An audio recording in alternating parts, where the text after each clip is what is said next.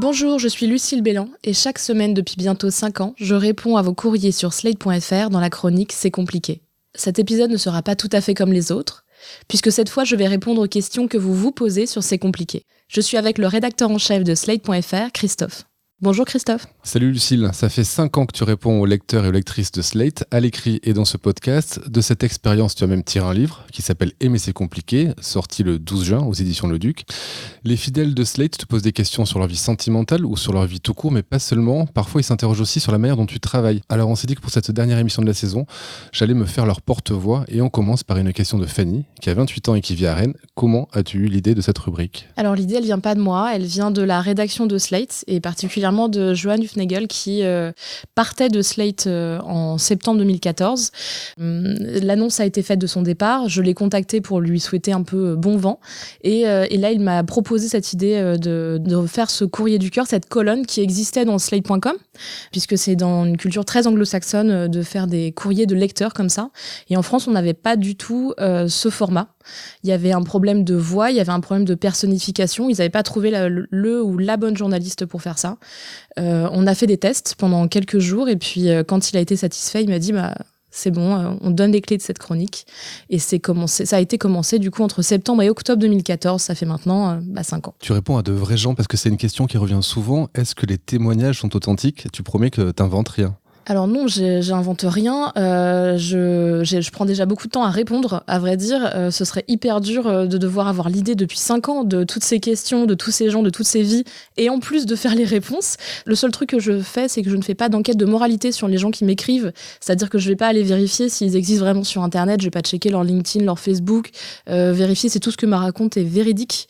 Par contre, j'estime qu'à partir du moment où on s'est fait chier à m'écrire un long texte pour m'expliquer une problématique, je pars du principe qu'elle est vraie et évidemment j'y réponds en partant de ce postulat. Bien sûr, je ne choisis pas des choses qui ont l'air complètement mitonnées, ça arrive parfois pour des moqueries, des choses un peu plus je sais pas, un exercice de style. Quand c'est comme ça, en général je les mets vraiment de côté. Je choisis souvent celles qui me touchent le plus et c'est souvent par une sorte d'humanité qui reflète un peu l'honnêteté. Donc ce que tu nous dis, c'est que c'est moins les gens qui posent les questions que les questions qui t'intéressent. Et c'est une question que pose Maria, justement, 34 ans de Nice, qui se demande comment tu choisis les questions. Qu'est-ce qu'une bonne question ? Qu'est-ce qu'un bon témoignage ? Il y a une donnée de départ qui est la longueur du témoignage. Je ne choisis pas des témoignages qui sont trop courts parce que il y a besoin quand même de prendre le temps de raconter quelque chose et d'expliquer un peu le contexte. Je choisis pas non plus des témoignages trop longs parce que ça m'oblige forcément à couper des choses et donc à trahir un petit peu le témoignage initial. Mais dans une certaine longueur, j'ai déjà beaucoup de choix. Et un bon témoignage, c'est quelqu'un qui va me toucher, en fait, qui raconte quelque chose un peu de notre société. Ça peut être très con, ça peut être des choses dont on estime qu'elles sont pas si graves, mais parfois juste leur voix est touchante. J'essaye aussi en général de ne pas me répéter, c'est-à-dire d'une semaine à l'autre, je vais pas choisir des témoignages qui sont exactement dans le même type de témoignage. Ça va être des histoires de tromperie par exemple, je vais pas les enchaîner sur 3 semaines, mais parfois je les mets de côté et je les réutilise plus tard. En fait, je choisis en général mes témoignages sur un mois quasiment, j'en reçois beaucoup et du coup je les laisse sur mon bureau d'ordinateur. Je les lis une fois pour les choisir et puis je les range là. Et puis après, ils restent avec moi pendant quelques semaines dans ma tête. C'est là que je fais aussi mon travail de recherche pour ma réponse. Et ensuite, je me mets à les écrire. Il y a tout un travail de digestion de leur histoire, mais avant, ils font un petit peu partie de ma vie et ils rentrent dans ma vie.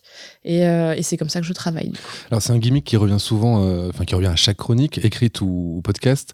Tu dis, tu n'es ni gourou ni psy, tu es juste journaliste. Du coup, comment tu construis tes réponses ? Mon travail de journaliste fait que du coup, je suis par nature, j'ai envie de faire des recherches. Donc, ça va être des recherches d'occurrence, que ce soit dans la chronique, dans ce que j'ai répondu par le passé, parfois dans des textes juridiques, parfois aussi dans des choses d'actualité.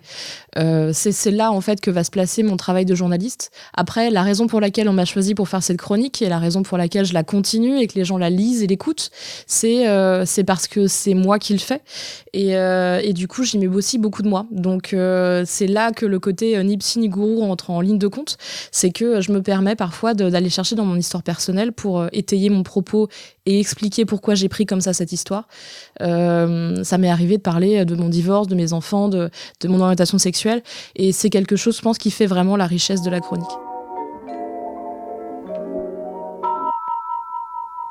Paul de Lyon se demande si tu n'es pas lassé par certains thèmes qui reviennent régulièrement. Alors c'est jamais lassant parce qu'il y a toujours une souffrance derrière et que la souffrance elle est unique, les gens sont uniques et non en fait, je pense qu'on pourrait me parler toute la journée de problématiques de couple, de questions sur la société et sur la façon dont on est vu par la société, ça ne me lasse pas du tout, au contraire ça a plutôt tendance à me faire beaucoup plus réfléchir, à m'indigner parfois, mon militantisme se construit aussi à travers cette chronique et non, aucune lassitude, vraiment. Il y a des thèmes que tu aimerais traiter un peu plus souvent ? J'aimerais bien traiter un tout petit peu plus tout ce qui va être relatif au LGBT, en l'occurrence. C'est quelque chose que je trouve assez fort et assez important dans la chronique. Je le fais régulièrement, mais le faire plus, c'est pourquoi pas. Au début, on croyait qu'on n'aurait pas assez de témoignages d'hommes. C'est pas le cas. On a la chance que quand même pas mal d'hommes nous écrivent, à peu près 30% de ce que je reçois est écrit par un homme ou quelqu'un qui s'assimile en tant qu'homme. Et j'aimerais que ça continue. C'est quelque chose, je trouve, d'assez fort parce qu'en tant que féministe, c'est facile pour moi de toujours être du côté de la personne qui m'écrit. Et je trouve que c'est intéressant d'avoir un contre-pied, de réfléchir à travers ces témoignages-là qui sont très différents de mon expérience. Et est-ce qu'il y a des thèmes qui sont tabous pour toi ? C'est une vraie question qu'on s'est posée au début de la chronique.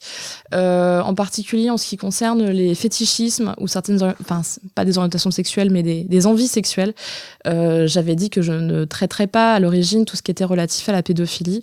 J'ai changé d'avis sur cette question parce que je pense que c'est beaucoup plus complexe que ce que je croyais il y a 5 ans et que c'est tout à fait possible de réfléchir en fait à ce thème globalement. C'est ce que j'ai découvert en traitant de l'inceste, par exemple, l'inceste frère-sœur.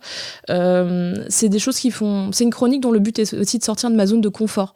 Si toute la journée le but c'était que je fasse une tribune féministe en ne parlant qu'avec des gens avec qui j'étais d'accord, ce serait à la fois trop facile et pas du tout intéressant.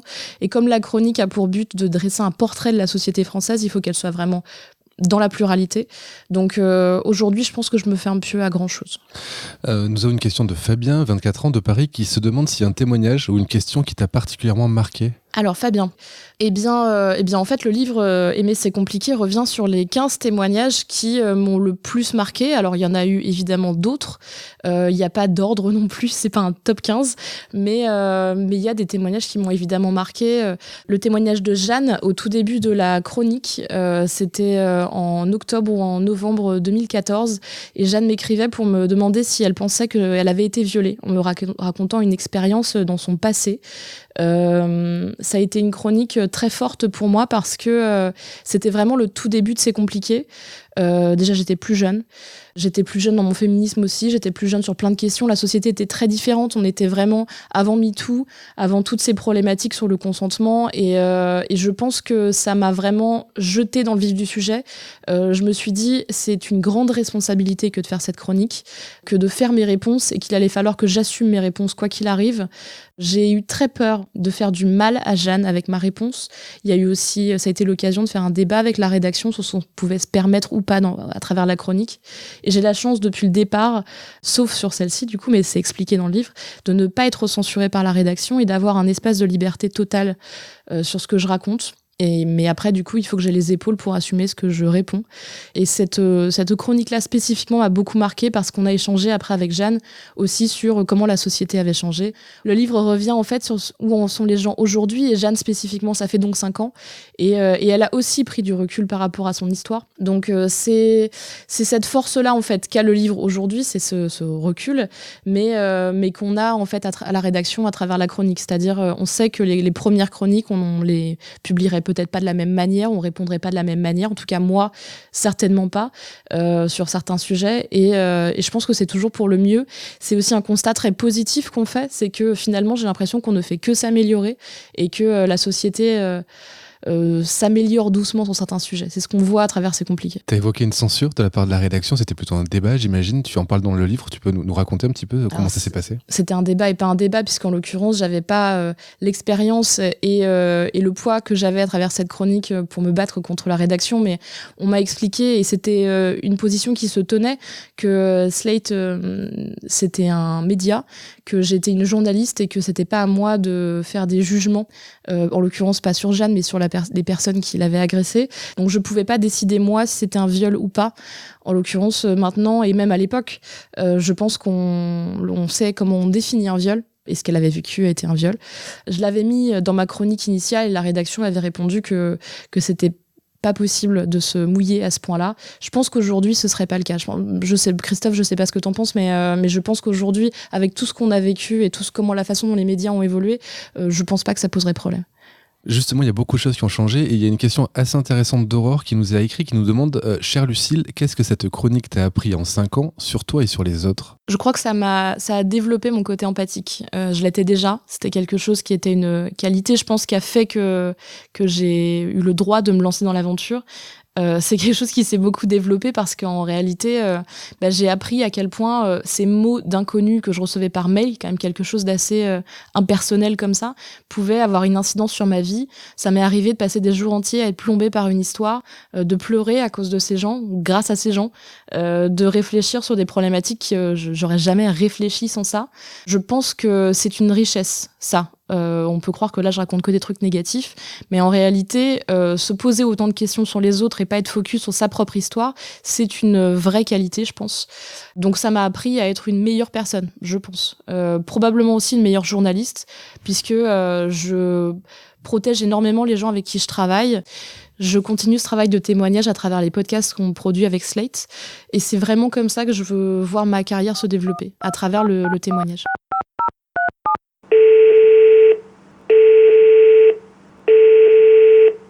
Les auditeurs de ton podcast le savent, on a un numéro WhatsApp, c'est le 07 61 76 74 01, et Sonia nous a envoyé un petit message sur WhatsApp pour te poser une question. Elle se demande si tu as des nouvelles de gens auxquels tu as répondu dans ta chronique. Le principe de C'est compliqué, c'est pas forcément qu'on lance un dialogue avec les gens. En général, quand ils m'écrivent, certains utilisent des boîtes mail qu'ils n'utilisent pas au quotidien pour se protéger. D'autres pas du tout, ils utilisent en boîte mail de travail, ou personnel.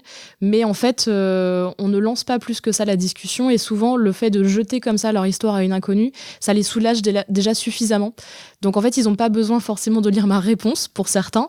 Ceux qui m'ont donné des nouvelles après ont été très positifs. J'ai de la chance que ce soit une chronique qui soit parfois critiquée par des internautes en particulier, comme c'est le cas quand on publie sur Internet. Mais les gens qui ont participé, les gens qui ont témoigné sont majoritairement très positifs. Et c'est ce qui compte le plus pour moi en réalité. Je pense que je me remettrais vraiment beaucoup en cause si j'étais accusée d'avoir trahi une histoire par des gens qui ont témoigné. Le livre revient donc du coup sur ces 15 histoires et j'ai été rechercher les gens de ces histoires pour leur demander où ils en étaient aujourd'hui. C'est là que j'ai eu des réponses aussi plus étayées sur des nouvelles en fait, sur comment ils allaient aujourd'hui, sur comment ils avaient résolu ou pas leurs problèmes.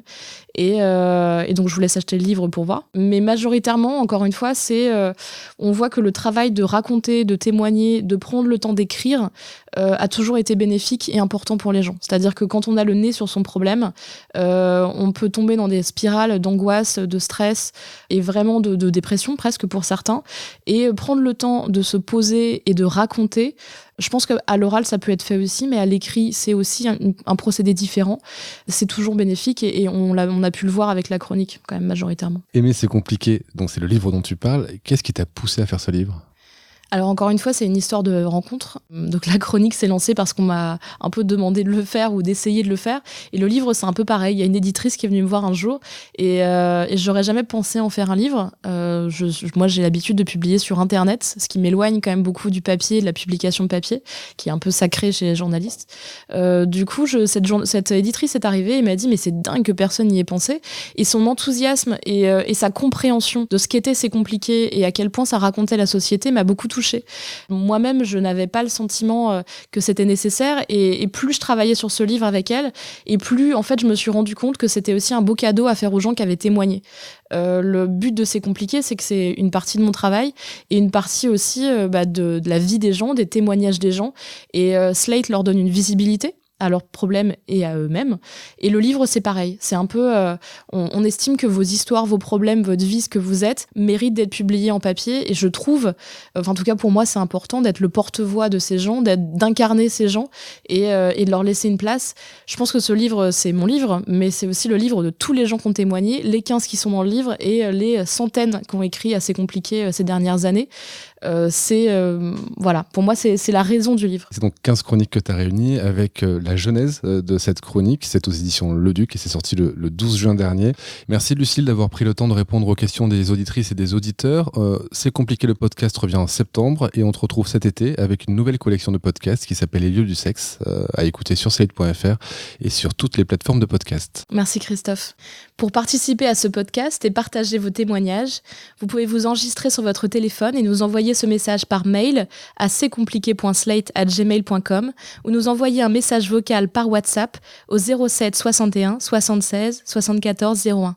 N'oubliez pas de me laisser un prénom ou un pseudo, votre âge et éventuellement votre ville. Enfin, l'adresse mail c'estcompliqué.slate@gmail.com et la chronique hebdomadaire reste toujours d'actualité. Si ce podcast vous a plu, n'hésitez pas à lui mettre 5 étoiles et à nous laisser un commentaire. C'était C'est compliqué le podcast.